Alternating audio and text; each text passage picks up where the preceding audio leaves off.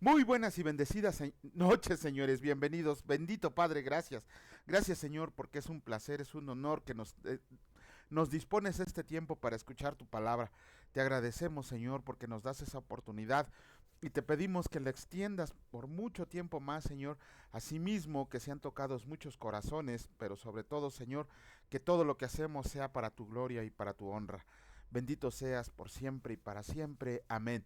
Muy buenas noches, señores. Bienvenidos. Pues ya estamos aquí y vamos a comenzar rápido. Vamos a comenzar con con la reflexión que hace nuestro hermano Raimundo acerca del versículo del día de hoy, que fue del Evangelio de Juan, el capítulo 15, versículo 2, y que escrito está: todo pámpano que en mí no lleva fruto, lo quitará, y todo aquel que lleva fruto, lo limpiará para que lleve más fruto. Nuestro Rey de los ejércitos nos indica claramente cómo necesitamos que la vida de todos sea productiva en todas las áreas que nos toque disfrutar en su presencia, y ésta sea agradable en todo para darle honor, gloria, alabanza y adoración, porque todo es de Él, y con esa autoridad quita, limpia y poda, para que fructifiquemos con resultados que serán de testimonio para todos los que nos rodean y se adhieran al propósito que se describe así: no me eligieron ustedes a mí, sino que yo los elegí a ustedes, y los he puesto para que vayan y lleven fruto, y su fruto permanezca, para que todo lo que pidan al Padre en mi nombre se los dé. Con este escrito se confirma la autoridad a la que estamos sujetos todos, al nombre que es sobre todo nombre, Jesús, el que tiene dominio eterno de todas las naciones. Aleluya. Wow, déjenme cerrar la ventana porque se me olvidó cerrarla. Imagínense ustedes nada más con 5 perritos y todos escandalosos. Pero bueno, esa es la reflexión que hace nuestro hermano Raimundo. Muy excelente, muy buena reflexión que sí nos hace pensar y meditar en todo lo que estamos leyendo. Pero bueno, vamos a comenzar con la lectura. En esta ocasión iniciamos con el capítulo 22 del segundo libro de los Reyes, y que escrito está: reinado de Josías. Cuando Josías comenzó a reinar era de 8 años, y reinó en Jerusalén 31 años. El nombre de su madre fue Gédida, hija de Adaya, de Boscat, e hizo lo recto ante los ojos del Señor, y anduvo en todo el camino de David su padre, sin apartarse a derecha ni a izquierda. Hallazgo del libro de la ley. A los 18 años del rey Josías, envió el rey a Safán, hijo de Azalía, hijo de Mesulam, escriba, a la casa del Señor, diciendo: ve al sumo sacerdote Hilcías y dile que recoja el dinero que ha traído a la casa del Señor, que han recogido del pueblo los guardianes de la puerta, y que lo pongas en manos de los que hacen la obra, que tienen a su cargo el arreglo de la casa del Señor, y que lo entreguen a los que hacen la obra de la casa del Señor, para reparar las grietas de la casa, los carpinteros, maestros y albañiles para comprar madera y piedra de cantería para reparar la casa, y que no se les tome cuenta del dinero cuyo manejo se les confía, porque ellos proceden con honradez. Entonces dijo el sumo sacerdote Hilcías al escriba Safán: he hallado el libro de la ley en la casa del Señor. E Hilcías dio el libro a Safán y lo leyó. Viniendo luego el escriba Safán al rey, dio cuenta al rey y dijo: tus siervos han recogido el dinero que se halló en el templo, y lo han entregado en poder de los que hacen la obra, que tienen a su cargo el arreglo de la casa del Señor. Asimismo, el escriba Safán declaró al rey diciendo: el sacerdote Hilcías me ha dado un libro, y lo leyó Safán delante del rey. Y cuando el rey hubo oído las palabras del libro de la ley, rasgó sus vestidos. Luego el rey dio orden al sacerdote Hilcías, a Ahicam, hijo de Safán, a Acbor, hijo de Micayas, al escriba Safán y a Asaías, siervo del rey, diciendo: vayan y pregunten al Señor por mí y por el pueblo y por todo Judá, acerca de las palabras de este libro que se ha hallado, porque grande es la ira del Señor que se ha encendido contra nosotros, por cuanto nuestros padres no escucharon las palabras de este libro, para hacer conforme a todo lo que nos fue escrito. Entonces fueron el sacerdote Hilcías y Ahicam, Acbor, Safán y Asaías a la profetisa Hulda, mujer de Salum, hija de Ticba, hija de Arás, guarda de las vestiduras, la cual moraba en Jerusalén, en la segunda parte de la ciudad, y hablaron con ella, y ella les dijo: así ha dicho el Señor, el Dios de Israel: digan al varón que los envió a mí. Así dijo el Señor: he aquí, yo traigo sobre este lugar y sobre los que en él moran todo el mal de que habla este libro que ha leído el rey de Judá, por cuanto me dejaron a mí y quemaron incienso a dioses ajenos, provocándome a ira con toda la obra de sus manos. Mi ira se ha encendido contra este lugar y no se apagará. Mas el rey de Judá, que los ha enviado para que le pregunten al Señor, dirán así: así ha dicho el Señor, el Dios de Israel. Por cuanto oíste las palabras del libro, y tu corazón se enterneció, y te humillaste delante del Señor, cuando oíste lo que yo he pronunciado contra este lugar, y contra sus moradores que vendrán a ser asolados y malditos, y rasgaste tus vestidos y lloraste en mi presencia, también yo te he oído, dice el Señor. Por tanto, he aquí yo te recogeré con tus padres, y serás llevado a tu sepulcro en paz, y no verán tus ojos todo el mal que yo traigo sobre este lugar. Y ellos dieron al rey la respuesta. Capítulo 23 del segundo libro de Reyes, escrito está. Entonces el rey mandó a reunir con él a todos los ancianos de Judá y de Jerusalén, y subió el rey a la casa del Señor con todos los varones de Judá, y con todos los moradores de Jerusalén, con los sacerdotes y profetas, y con todo el pueblo, desde el más chico hasta el más grande. Y leyó, oyéndolo ellos, todas las palabras del libro del pacto que había sido hallado en la casa del Señor. Y poniéndose el rey en pie junto a la columna, hizo pacto delante del Señor de que irían en pos del Señor, y guardarían sus mandamientos, sus testimonios y sus estatutos, con todo el corazón y con toda el alma, y que cumplirían las palabras del pacto que estaban escritas en aquel libro. Y todo el pueblo confirmó el pacto. Reformas de Josías. Entonces mandó el rey al sumo sacerdote Hilcías, a los sacerdotes del segundo orden y a los guardianes de la puerta, que sacaran del templo del Señor todos los utensilios que habían sido hechos para Baal, para Acera y para todo el ejército de los cielos, y los quemó fuera de Jerusalén, en el campo del Cedrón, e hizo llevar las cenizas de ellos a Betel, y quitó a los sacerdotes idólatras que habían puesto los reyes de Judá, para que quemaran incienso en los lugares altos en las ciudades de Judá y en los alrededores de Jerusalén, y asimismo a los que quemaban incienso a Baal, al sol y a la luna, y a los signos del zodiaco y a todo el ejército de los cielos. Hizo también sacar la imagen de Acera fuera de la casa del Señor, fuera de Jerusalén, al valle de Cedrón, y la quemó en el valle de Cedrón, y la convirtió en polvo, y echó el polvo sobre los sepulcros de los hijos del pueblo. Además derribó los lugares de prostitución idolátrica que estaban en la casa del Señor, que estaban en la casa del Señor, en los cuales tejían las mujeres tiendas para cera, e hizo venir a todos los sacerdotes de las ciudades de Judá, y profanó los lugares altos donde los sacerdotes quemaban incienso, desde Geba hasta Beerseba, y derribó los altares de las puertas que estaban a la entrada de la puerta de Josué, gobernador de la ciudad, que estaban a la mano izquierda a la puerta de la ciudad.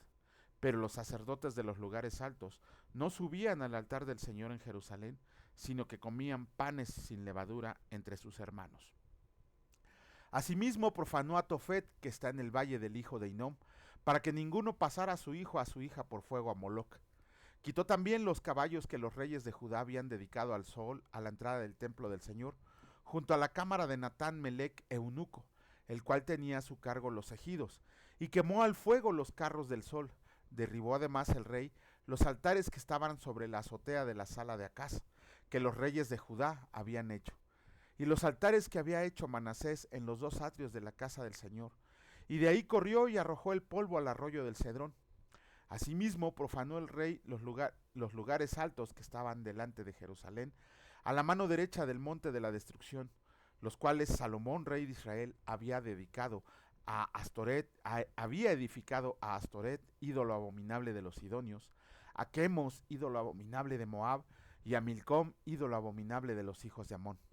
Y quebró las estatuas y derribó las imágenes de acera, y llenó el lugar de ellos de huesos de hombres. Igualmente el altar que estaba en Betel y el lugar alto que había hecho Jeroboam, hijo de Nabat, el que hizo pecar a Israel, aquel altar y el lugar alto destruyó, y lo quemó y lo hizo polvo, y puso fuego a la imagen de acera. Y se volvió Josías, viendo los sepulcros que estaban ahí en el monte, envió y sacó los huesos de los sepulcros, y los quemó sobre el altar para contaminarlo, conforme a la palabra del Señor que había profetizado el varón de Dios, el cual había anunciado esto. Después dijo: ¿qué monumento es este que veo? Y los de la ciudad le respondieron: este es el sepulcro del varón de Dios que vino de Judá, y profetizó estas cosas que tú has hecho sobre el altar de Betel. Y él dijo: déjenlo, ninguno mueva sus huesos. Y así fueron preservados sus huesos y los huesos del profeta que había venido de Samaria. Y todas las casas de los lugares altos que estaban en las ciudades de Samaria, las cuales habían hecho los reyes de Israel para provocar a ira, las quitó también Josías e hizo de ellas como había hecho en Betel. Mató además sobre los altares a todos los sacerdotes de los lugares altos que allí estaban, y quemó sobre ellos huesos de hombres, y volvió a Jerusalén. Josías celebra la Pascua. Entonces mandó el rey a todo el pueblo diciendo: hagan la Pascua al Señor su Dios conforme a lo que está escrito en el libro de este pacto. No había sido hecho tal Pascua desde los tiempos en que los jueces gobernaban a Israel, ni en todos los tiempos de los reyes de Israel y los reyes de Judá. A los 18 años del rey Josías fue hecha aquella Pascua al Señor en Jerusalén. Persiste la ira del Señor contra Judá. Asimismo barrió Josías a los encantadores, adivinos y terafines, y todas las abominaciones que se veían en la tierra de Judá y en Jerusalén, para cumplir las palabras de la ley que estaban escritas en el libro que el sacerdote Hilcías había hallado en la casa del Señor. No hubo otro rey antes de él que se convirtiera al Señor de todo su corazón, de toda su alma y de todas sus fuerzas, conforme a toda la ley de Moisés, ni después de él nació otro igual. Con todo eso, el Señor no desistió del ardor con que su gran ira se había encendido contra Judá, por todas las provocaciones con que Manasés le había irritado.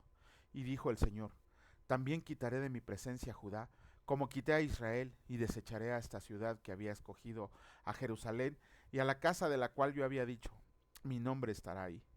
Muerte de Josías. Los demás hechos de Josías y todo lo que hizo, ¿no está escrito en el libro de las crónicas de los reyes de Judá? En aquellos días, Faraón Necao, rey de Egipto, subió contra el rey de Asiria al río Éufrates, y salió contra él el rey Josías.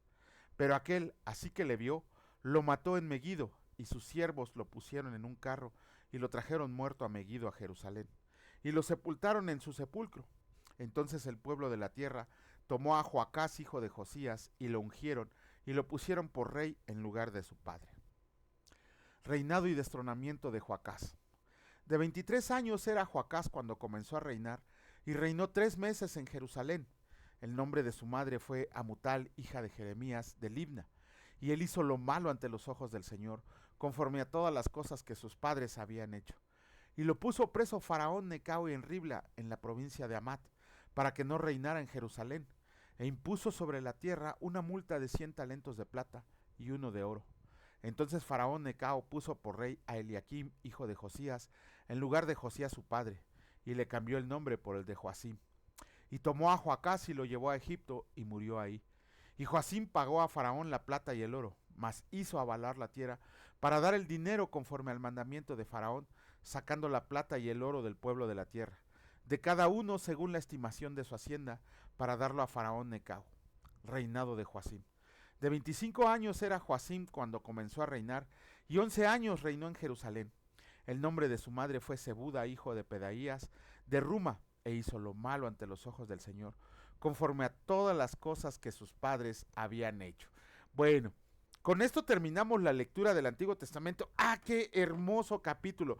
Miren, vemos aquí que el buen Josías, de pura, diríamos en México, de pura chiripa, encontró un libro de la ley el sacerdote Hilcías, y se lo llevó a Safán el escriba para que él se lo diera al rey. Cuando el rey se dio cuenta que era el libro de la ley que había escrito Moisés, mandó a que se lo leyeran. Y fue cuando Josías se dio cuenta de todo lo malo que estaba haciendo tanto Israel como Judá. Él ha de haber sentido un gran dolor en su corazón al saber que le habían fallado a Dios. Tan es así que de manera inmediata barrió con toda la idolatría de Judá, con todo, absolutamente todo. No perdonó casas, no perdonó lugares altos, no perdonó imágenes, no perdonó lugares donde se sacrificaban en los altares. Absolutamente barrió con todo Josías, y él volvió a imponer el culto y el respeto que se merece Dios. Sin embargo, si leemos en la palabra que Dios le habló a Josías por medio de la profetisa Hulda, para decirle que aún y cuando él había hecho bien porque sintió remordimiento, adoró a Dios con toda su mente, con todas sus fuerzas, con todo su corazón, con toda su alma, la ira de Dios ya estaba también sobre Judá. Y todo lo que hizo Josías no fue suficiente para que el Señor disciplinara al pueblo que él había elegido. Tan es así que le dijo a Josías que él se iría al sepulcro en paz, o sea, en paz en el sentido que no iba a tener enemigos, iba a ser próspero y todo, pero que sí iba a barrer a Judá, también como lo había hecho con Israel. Esto nos tiene que dejar una enseñanza muy grande. ¿Por qué? Miren, les platico una experiencia personal. Como les dije, yo en el año 2000, exactamente en el año 2000, conocí a Jesucristo. Ajá, y me congregaba e iba los domingos y todo esto. Y empecé a leer la Biblia, pero no había un cambio en mí. De hecho, yo les dije que cuando me convertí, según yo, en el año 2000 al cristianismo, lo primero que hice fue leer la Biblia desde Génesis 1:1 hasta Apocalipsis 22:22. Si es 22:22, bueno, uno más, uno menos. Bueno, de versículos. Pero no entendí nada. Mi vida no cambió, no tengo por qué mentir, mi testimonio es que no miento, yo seguía siendo la misma persona que había sido antes de que me presentaran a Jesucristo. Sin embargo, recuerdo muy bien que en abril de 2003, un sábado que estaba en la casa y que se me ocurrió leer la Biblia, fue como un encontronazo que tuve, porque fue como que si el Señor me quitara el velo de los ojos y comencé a ver toda mi perversidad, toda mi maldad, todo lo malo que era. Según para esto yo ya era mejor, ya era una mejor persona. Sin embargo, cuando el Señor me quitó el velo de los ojos, era la tercera vez que leía la Biblia completa, cuando el Señor me quitó el velo de los ojos y empecé a comprender lo perverso, lo pecador, lo malo, lo inútil que era para el Señor. Híjole, ese día el Señor me quebrantó, me tiró de rodillas ahí al pie de la cama donde vivía, y no tuve ni siquiera, ¿cómo decirles? El valor para verlo de frente. No levanté mi vista porque estaba avergonzado, porque por fin, cuando empecé a entender la Biblia, la tercera ocasión que la leía, comprendí la clase de sabandija que era. Pero ahí el Señor me dio la oportunidad de ser un buen siervo, un siervo útil, un siervo que hiciera lo que su Señor le mandara. ¿Me disciplinó? Claro que me disciplinó y me disciplinó fuertemente. Sin embargo, las bendiciones que he recibido ya ni siquiera se comparan con esa disciplina. ¿Me sigue disciplinando? Por supuesto que sí. No crean que por estar de este lado ya somos buenos, hacemos las cosas bien. No, tenemos caídas, cometemos pecados como cualquier otra persona. Y el Señor nos mete en disciplina y sabemos que estamos en disciplina porque caímos, porque pecamos conscientemente. Sin embargo, el Señor nos ama. Vean a su pueblo. Vamos a leer un poquito más adelante, vamos a comprender que le dice a su pueblo que los va a meter en disciplina 70 años y vamos a comprender por qué esos 70 años. Sin embargo, por eso es tan importante, por eso el Señor nos ha puesto en este ministerio de que leamos la Biblia diariamente, pero que no, miren, que no la leamos por leer, sino que comprendamos lo que estamos leyendo y que veamos su obra en nuestra vida. Eso es lo importante. ¿De qué nos sirve leer la palabra del Señor si nuestra vida sigue siendo la misma? Dice Pablo que tenemos que vernos como frente a un espejo cuando leamos la palabra de Dios. Y no es para que veamos qué buenos somos, no, sino que es para que veamos lo perversos y pecadores que somos, lo inmundos que somos a ojos del Señor. Afortunadamente, nuestro Señor Jesucristo, nuestro gran Salvador, pagó el precio de nuestras transgresiones con su muerte en una cruz para que nosotros pudiéramos ser salvos y quitarnos de encima la ira de Dios. Eso es lo más importante que tenemos que aprender. Hay que dedicar un tiempo a leer completamente la palabra de Dios. ¿Que dónde empiezo? Desde el principio. Aprende todo lo que hay, memoriza, medítala, recítala, léela en voz alta, léesela a tu familia, léesela a tus amigos. ¿Para qué? Para que comprendamos que el Señor nos ama, que el Señor nos disciplina, pero también que el Señor nos restaura. Y que cuando nosotros empezamos a comprender todas las verdades que hay en la palabra de Dios, es cuando verdaderamente el Espíritu Santo mora en nosotros y nos empieza a barrer todo el mal que había en cada uno. Bueno, vamos a continuar con la lectura. Terminamos con el Evangelio, ando perdido. Terminamos con el capítulo 4 del Evangelio de Juan y que escrito está: entre tanto, los discípulos le rogaban diciendo: Rabí, come. Él les dijo: yo tengo una comida que comer que ustedes no saben. Entonces los discípulos decían unos a otros: ¿le habrá traído alguien de comer? Jesús les dijo: mi comida es que haga la voluntad del que me envió y que acabe su obra. ¿No dicen ustedes: aún faltan 4 meses para que llegue la siega? He aquí les digo: alcen sus ojos y miren los campos, porque ya están blancos para la siega. Y el que siega recibe salario y recoge fruto para vida eterna, para que el que siembra goce juntamente con el que siega. Porque en esto es verdadero el dicho: uno es el que siembra y otro es el que siega. Yo los he enviado a segar lo que ustedes no labraron. Otros labraron y ustedes han entrado en sus labores. Y muchos de los samaritanos de aquella ciudad creyeron en él por la palabra de la mujer que daba testimonio diciendo: me dijo todo lo que he hecho. Entonces vinieron los samaritanos a él y le rogaron que se quedara con ellos, y se quedó ahí 2 días. ¡Wow! Y creyeron muchos más por la palabra de él, y decían a la mujer: ya no creemos solamente por tu dicho, porque nosotros mismos hemos oído y sabemos que verdaderamente este es el Salvador del mundo, el Cristo. ¡Wow! Jesús sana al hijo de un noble. Ah. 2 días después salió de ahí y fue a Galilea, porque Jesús mismo dio testimonio de que el profeta no tiene honra en su propia tierra.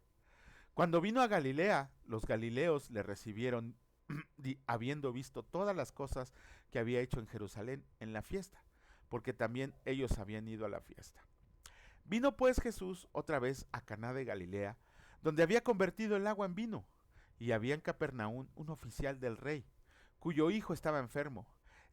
Cuando oyó que Jesús había llegado de Judea a Galilea, vino a él y le rogó que descendiera y sanara a su hijo, que estaba a punto de morir. Entonces Jesús le dijo: si no vieran señales y prodigios, no creerían. El oficial del rey le dijo: Señor, desciende antes que mi hijo muera. Jesús le dijo: ve, tu hijo vive. Y el hombre creyó la palabra que Jesús le dijo y se fue. Y cuando él ya descendía, sus siervos salieron a recibirle y le dieron nuevas diciendo: tu hijo vive. Entonces él les preguntó a qué hora había comenzado a estar mejor, y le dijeron: ayer a las 7 le dejó la fiebre. El padre entonces entendió que aquella era la hora en que Jesús le había dicho: tu hijo vive, y creyó él con toda su casa. Esta segunda señal hizo Jesús cuando fue de Judá a Galilea. Híjole, bueno, se dan cuenta, aquí dice en este último versículo, que fue la segunda señal que hizo Jesucristo. Acuérdense que les había dicho que el libro de Juan, el Evangelio de Juan, se conoce como el libro de las 7 señales, porque solamente 7 señales narra Juan en su Evangelio, no narra más, narra 7 señales. Pero Juan al final, bueno, no al final, en el penúltimo capítulo, en el antepenúltimo capítulo, Juan dice que si se escribieran todas las cosas que Jesucristo hizo, no cabrían en todos los libros del mundo. Pero Juan solamente enfatiza 7 señales. La primera señal, acuérdense que la leímos en el capítulo 2, los versículos del 1 al 11, ¿no? La conversión del agua al vino. ¿Qué significa esa conversión del agua al vino? El gozo de la vida eterna. Y aquí vemos que la palabra dice que fue la segunda señal, que fue la curación del hijo de un oficial. El Señor Jesús ni fue. El hijo pensaban que ya estaba muerto. Y sin embargo, el Señor Jesús le dice al oficial del rey: ¿crees? Cree y ve a ver que tu hijo ya vive. El oficial del rey le dijo: creo, y se fue a su casa. Esto nos está enseñando que una de las condiciones para obtener la vida eterna es la fe, es creer. Esa es la segunda señal que hace Jesús, la demostración de la fe en Jesucristo sobre todas las cosas. El oficial del rey, cuando llegó a su casa y le dijeron: tu hijo vive, él preguntó a qué hora había pasado eso, y le dijeron: como a las 7 de la noche, cuando el Señor Jesús le dijo: tu hijo está sano. Y en ese momento él creyó totalmente, ya se entregó de corazón a nuestro Señor Jesucristo. Pero no solo él, sino toda su casa, porque él se los platicó. Esa es la labor de nosotros como varones, convencer a toda la casa. De hecho, también cuando conocí a mi esposita, ella estaba enojada con Dios, empezamos a trabajar con ella, terminó recibiendo a Cristo como Señor y Salvador. Mi suegra terminó recibiendo a Jesucristo como Señor y Salvador. Mi hija terminó aceptando a Jesucristo como Señor y Salvador. Eso es lo que nos corresponde a nosotros. Conocemos a Jesucristo, creemos con todo el corazón y con toda la mente que Él es el gran Salvador, que Él es el Salvador del mundo. Hay que comunicárselo a los demás, hay que decírselo. Si empezamos con nuestra familia, cada uno tomará su decisión, pero hay que llevar el Evangelio, hay que llevárselo a los demás. Esa es la segunda señal. Lleven las cuentas, apenas llevamos 2 señales. Lleven las cuentas para cuando lleguemos a la tercera y van a ver cómo van a ir subiendo como de menos a más. Lo que me impresiona también aquí es que, acuérdense que ayer habíamos platicado que la mujer samaritana había sido la primera mujer evangelista mencionada en la Biblia. ¿Por qué? Porque ella corriendo dejó todo y le platicó a todo el pueblo que el Cristo había llegado. Obviamente, ellos dijeron, pues a ver, que venga a ver si es cierto. Al final vemos de esa narración que los samaritanos le dicen a la mujer, ¿sabes qué? Y creemos y no creemos porque tú no los hayas dicho, sino creemos porque lo hemos oído y creemos que Él es el Salvador del mundo, el Cristo. Híjole, nosotros podemos leer, podemos escuchar prédicas, podemos oír alabanzas, podemos escuchar la palabra de Dios, pero cuando verdaderamente lo creemos aquí en el corazón y aquí en la mente, que nuestro Señor Jesucristo es el Salvador del mundo, que es el Cristo, que es el Mesías, que es el siervo sufriente, que es el Rey de Reyes, que es el Señor de Señores, que es el hombre hijo de Dios, que es Dios mismo, es ahí cuando tú reaccionas y dices, ah, ¿qué hago, no? ¿Qué hago para corresponder ese amor con el que me has amado? ¿Qué hago? No podemos hacer absolutamente nada, ninguna obra, ningún servicio que prestes es suficiente para pagar la deuda que Dios exigía de nosotros. Sin embargo, Jesucristo vino y dijo, a ver, quítense porque yo voy a pagar esa deuda. Cuando comprendes de verdad, cuando comprendes que yo era el que tenía que ir a esa cruz, yo era el que tenía que recibir los latigazos, la corona de espina, la lanza que me atravesó, que me clavaran en una cruz y todavía mucho más, y comprendes que Jesucristo lo hizo por ti, ya, ya estás del otro lado, ya ni tienes dudas de tu salvación, ya ni tienes dudas de que Jesucristo es Rey, ya no tienes dudas de nuestro Dios Padre Creador Todopoderoso, ya no tienes dudas de que el Espíritu Santo mora en ti, pero solo viene por el oír y el oír de la palabra de Dios. Bueno, pues con eso terminamos el día de hoy, ay, no encuentro, aquí está. Con eso terminamos el día de hoy la lectura y esperemos que el día de mañana el Señor nos permita estar aquí. Mañana es jueves, ¿verdad? Sí, yo creo que sí. Que el Señor nos permita estar de nueva cuenta aquí para seguir adelante, profundizando en el conocimiento de Él. Bendito Padre, gracias Señor, gracias, porque diariamente nos muestra, Señor, ese gran amor que tienes por nosotros, ese gran amor que no merecíamos, por el cual te subiste a una cruz, para que yo pudiera ser salvo, Señor, para que pudiera ser perdonado. Te agradezco, Señor, también porque has quitado el velo de mis ojos y poco a poco vamos profundizando en tu conocimiento, Señor, que tendremos una oportunidad, una eternidad para conocerte, Señor, para aprender de ti. Pero mientras estamos en esta tu creación, en esta tierra que nos has dado para administrar y para gozarla, danos la fuerza para seguir escuchando y leyendo tu palabra diariamente, Señor. Que asimismo también abras los ojos de nuestro entendimiento para que podamos aplicar todas las verdades que leemos en nuestra vida, con nuestro prójimo, Señor, pero sobre todo en obediencia a ti. Nuestra comida es hacer tu voluntad, Señor, diariamente y en todo momento. Te agradecemos, Señor, por la provisión del día de hoy, por cuidarnos, por bendecirnos, por protegernos, por que tienes bien a nuestra familia, porque aún en las tribulaciones tú estás presente y tú tienes control. Gracias, gracias de verdad, mi Dios Padre Todopoderoso. Gracias, mi Señor Jesucristo Salvador. Y gracias, Señor Espíritu Santo, dador de vida. Benditos sean por siempre y para siempre. Amén. Que Dios los bendiga, señores, y si Dios lo permite, nos vemos el día de mañana. Cuídense mucho. Hasta luego.